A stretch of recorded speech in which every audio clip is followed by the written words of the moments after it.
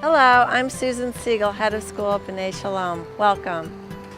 The school has been a pillar in the Jewish community of Greensboro, North Carolina for over 43 years. The spiritual, nurturing, and strong academic experience is what attracted me to the school. Today you will hear from Abby Harris, who is a current parent and an alum, as well as Michaela Bowen and Benji Weinberg, who graduated from B'nai Shalom last year.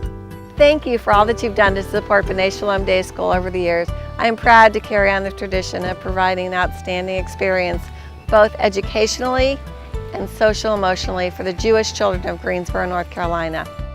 I developed a very strong sense of Jewish identity. I attribute that to my family, but I attribute that also to B'nai Shalom because Jewish is normal, it's pride, it's heritage and culture, and I have a very strong sense of self and identity in my culture and my religion. It was such a strong dual curriculum that B'nai Shalom has between the Judaics, the Hebrew, and then the secular studies. I think that should be kept very strong. I don't know where I'd be today if it wasn't for that enriched Jewish identity I was given by the school.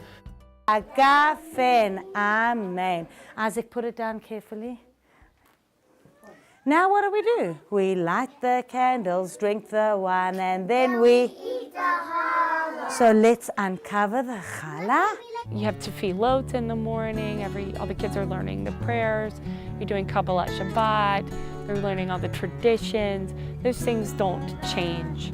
Things are different now because really technology is so much more a part of these kids' classes. My kid pulls up his homework online. He can chat with his friends about what spelling words he missed at school that day. The kids have green screens and touch boards and iPads, and the school's been on top. They've been on top for several years.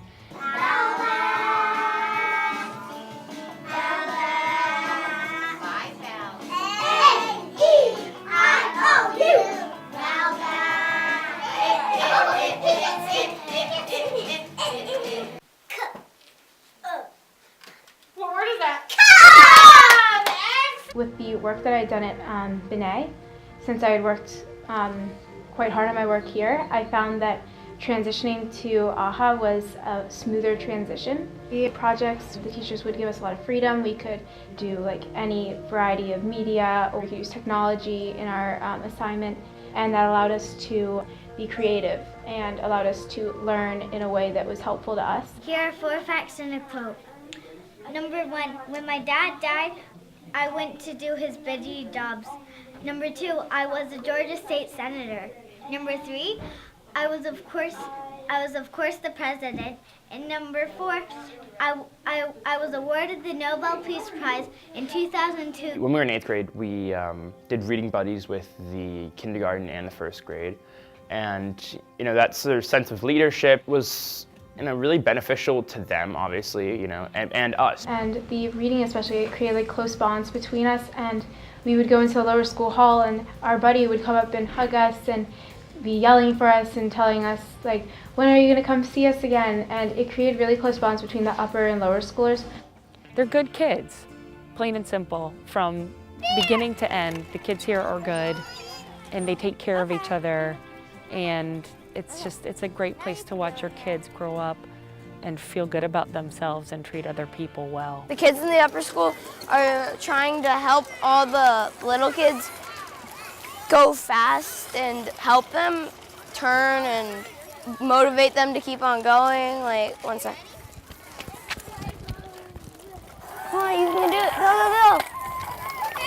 Go, go, go, go. Nice job. B'nai Shalom offers co-ed sports, so we have soccer, basketball, volleyball, flag football, and then cross country. And I really liked that I could play sports with my friends and see them after school in a competitive way, and also it was just something that a lot of the kids at B'nai really enjoy because we can create bonds through our sports. Well, I was in the first middle school class here at B'nai Shalom, and we had a soccer team. It was the first time we had a school league, and it gave us the opportunity to go play with all the other private schools here in town. And now I'm watching my son play on the sports league here. The older kids just really treat him like a little brother. They're so encouraging. he feels really cool, and he just thinks it's awesome, and I think it's awesome. 1, 2, 3, When we left Benet, we have ties that are keeping us all together. We haven't lost touch, and I think that's going to definitely keep us together as the years go on. We have really strong memories from Israel, from graduation, just from our day-to-day experiences at Benet, and those are definitely going to keep us in contact and with things to share as we grow older and go through high school.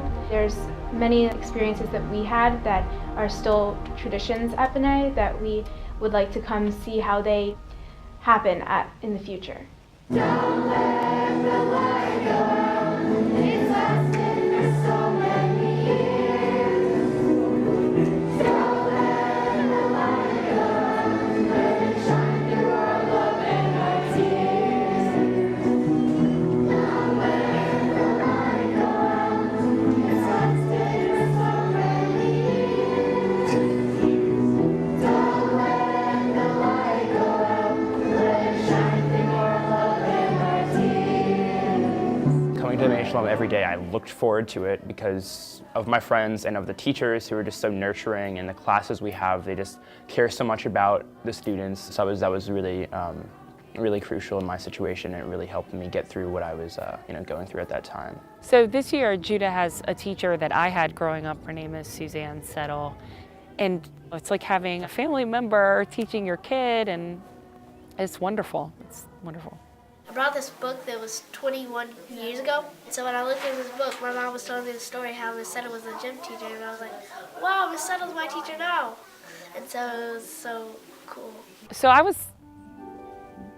young and not very established at the time that I had my first child. And my father said, we're sending that kid to B'nai Shalom. So we did. I know what they get here. I know that they're loved here. I know that they're cared for here. They've grown up here. They feel so part of this family.